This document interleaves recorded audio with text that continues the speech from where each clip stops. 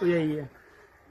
तो क्या हुआ, उस नियम को बनाया गया, उस नियम के आधार पर बोला गया कि आपके अंदर जो कमी है उस कमी को पूरा कीजिएगा तो आपको राज्य भाषा के आधार पर राज्य मिलेगा, नहीं तो नहीं मिलेगा। यही था राज्य पुनर्गठन अधिनियम, जिसे लागू किया गया 1956 में। बना कब? 1953 में। लागू कब हुआ? 1956 में। यह है राज्य पुनर्गठन अधिनियम। अब बोलो मंजू, आपसे अगर कोई पूछेगा कि राज्य पुनर्गठन अधिनियम क्या है, क्या बोलो? बोलो, राज्य पुनर्गठन अधिनियम क्या है? अभी ना समझा, अभी नहीं बता पा रही हो मंजू, बोलो।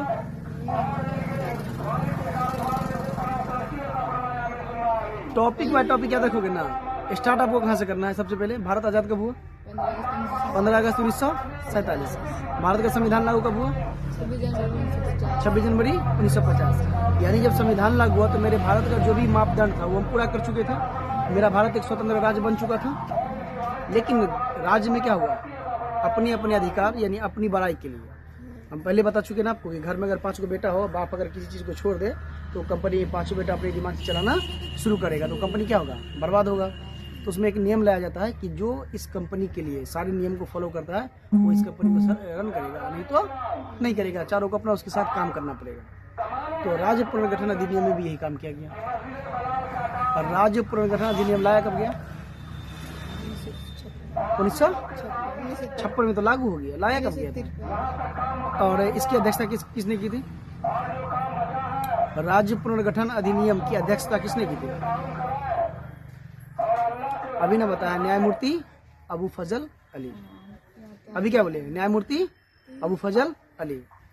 उसने राज्य पुनर्गठन अधिनियम कानून लाया और 1956 में लागू करवाया। और उसमें जो नियम बनाया गया उस नियम को आधार मानकर, ठीक है, राज्य में भाषा के आधार पे, देश में भाषा के आधार पे राज्य को नया राज्य का नाम दिया गया या केंद्र शासित प्रदेश का नाम या दर्जा उससे मिला। अब देखो लोग, सिंपली बात समझो, आप लोग सुनते होंगे कि बिहार को विशेष राज्य का दर्जा दिया। किसका? लेकिन हम लोग को मिल नहीं रहा। कुछ तो कमी है तब तो हम लोगों को नहीं मिल रहा, या केंद्र नहीं दे रहा। तो नहीं देने का वजह क्या? कुछ ना कुछ तो कमी है ना। यानी विशेष राज्य दर्जा के लिए एक मापदंड तैयार किया गया है कि आपके राज्य में ये सारा चीज होना चाहिए। हमको फॉर्म भरते हैं ना, कुछ ही फॉर्म, तो फॉर्म में 2 टिक लगाने वाला होता है। सारा चीज मेरा टिक सही होता है तो फॉर्म मेरा अप्रूवल होता है, और नहीं होता है तो रिजेक्ट कर दिया जाता है। तो राज्य पुनर्गठन अधिनियम के लिए भी इसी तरह का एक नियम बनाया गया था, क्योंकि उस समय में जब भारत का संविधान लागू हुआ और भारत आज़ाद हुआ ना, तो छोटे छोटे राज्य जो है, जैसे तेलुगु, मलयालम हो गया, कर्नाटक हो गया, और उसके बाद केरला हो गया, तमिलनाडु हो गया, ये तमिल भाषा के लोग सब, आंध्रा हो गया, ये सब क्या किए? भाषा के आधार पर अपना अपना राज्य मांगना शुरू कर दिए कि हमको भाषा के आधार पर अपना एक राज्य दो। अगर उसी चीज़ को फॉलो करते तो देश क्या होता? फिर टूटा ही नहीं होता। क्योंकि देश जब आज़ाद हुआ उस समय लगभग 560 या 565 देसी रियासत था, जिसे एक किसने किया? भारत के लौह पुरुष सरदार वल्लभ भाई पटेल। अगर स्वतंत्र भारत को एकीकृत करने का सबसे ज्यादा श्रेय किसी को जाता है, उसका नाम क्या था? सरदार वल्लभ भाई पटेल, ठीक है। उसमें क्या किया? वो किसी को जो है ना, वो अपने बल के प्रयोग से, किसी को कानून के प्रयोग से, लेकिन सबको मिलाया, जिसमें हैदराबाद का नवाब शामिल है, जम्मू कश्मीर का भी राजा हरि सिंह वाला कहानी आपको पता है। जब आज़ाद हो गया वो बोला कि हम अपना स्वतंत्र राज्य रहेंगे, पाकिस्तान आक्रमण किया 1948 में, वो मजबूर होकर के भारत के में मिल गया, जिसमें पाकिस्तान का जो है ना कुछ हिस्सा जो है, जिसको लोग पाकिस्तान वाला सब अपना क्या मानता है? आज़ाद कश्मीर मानता है।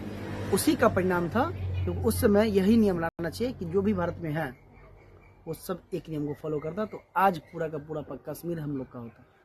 लेकिन कहीं ना कहीं वहाँ हमारे नेता से मिस हुआ कि नहीं हुआ? हम क्यों छोड़ेंगे राज को? अब उसका सोच था कि अगर नहीं छोड़ेंगे तो हो सकता है कि देश अंदर से टूट जाए।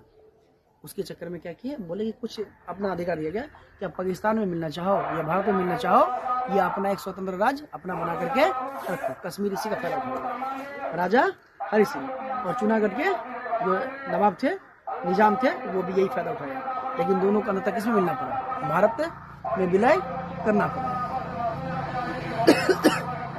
यही क्या था? राज्य पुनर्गठन अधिनियम 1953। कहीं पे लिखा होता है राज्य पुनर्गठन अधिनियम 1956 में लिखा होगा। तो कंफ्यूज नहीं करना है, क्योंकि 56 में क्या हुआ था, बनाया कब गया था, लाया कब गया था, 1953 में। समझ गया? यही है तुम लोग का पूरा लिखा दिए हैं, समझा दिए हैं। और इसमें देखो दिया हुआ है, जब पढ़े होगे पीछे तो राज्य का नाम दिया गया, केंद्र शासित प्रदेश का नाम दिया गया है, और भारत के राज्य और राजधानी। तो ये लोग आपको अपना पूरा 28 का 28 याद कर लोगे। केंद्र शासित प्रदेश और उसकी राजधानी क्या है, ये भी आप लोग किताब में से याद कर लोगे। अब आर्ट्स पढ़ते हो को पूछ देगा आपको कि 28 राज्य का राजधानी बताओ, नहीं बताओगे तो खुद शर्म की बात होनी चाहिए कि नहीं होनी चाहिए। आर्ट्स वाला को तो ये सब चीज पढ़ना ज्यादातर, ठीक है, तो ये सब चीज अपना पढ़ लोगे, कोई दिक्कत नहीं ना। ठीक है, जाओ।